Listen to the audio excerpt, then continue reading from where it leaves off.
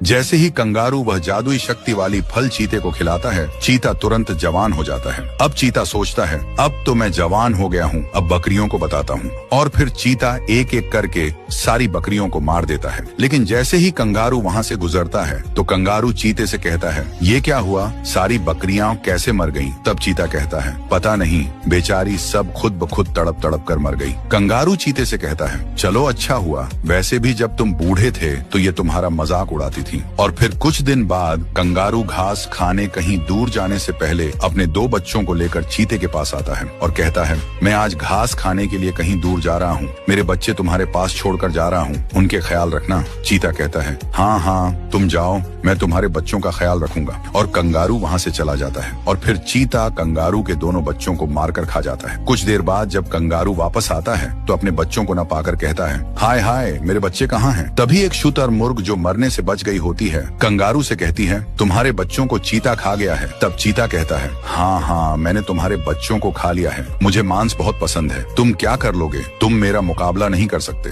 तब कंगारू कहता है, मैं समझ गया, इसका मतलब इन सब बकरियों को भी तुमने मारा है। आगे क्या हुआ देखने के लिए फॉलो कर लें। जैसे ही चीता जवान होता है वह तुरंत कंगारू के ही बच्चों को खा जाता है। जब कंगारू उससे कहता है, मैंने तुम्हारा भला किया था और तुमने मेरे साथ धोखा किया, तो चीता जवाब देता है, हाँ हाँ जाओ, जो करना है कर लो। कंगारू तुरंत वहाँ से चला जाता है और शुतुरमुर्ग के पास जाकर सारी बात बता देता है। शुतुरमुर्ग कहता है, मुझे तुम्हारे बच्चों का बहुत अफसोस है, हमसे बहुत बड़ी गलती हो गई। पांडा सही कह रहा था, चीता बूढ़ा था, उसे बूढ़ा ही रहने देना चाहिए था। फिर शुतुरमुर्ग और कंगारू पांडा के पास आते हैं और उसे पूरी बात बताते हैं। पांडा कहता है, मैंने तुम्हें पहले ही समझाया था कि कभी भी कुदरत के नियमों के खिलाफ नहीं जाना चाहिए। मुझे तुम्हारे बच्चों का दुख है, लेकिन कम से कम तुम्हें जिंदगी भर का सबक मिल गया। पांडा कहता है, चलो अब चीते को सबक सिखाते हैं। फिर पांडा एक और खास जादुई फल लाता है और सब मिलकर चीते के पास जाते हैं। जैसे ही पांडा चीते के पास पहुंचता है वह उस जादुई फल का रस चीते के शरीर पर डाल देता है। जैसे ही जादुई फल का रस चीते पर गिरता है वह तुरंत पहले की तरह बूढ़ा हो जाता है। अब चीता चिल्लाता है, मुझे माफ कर दो।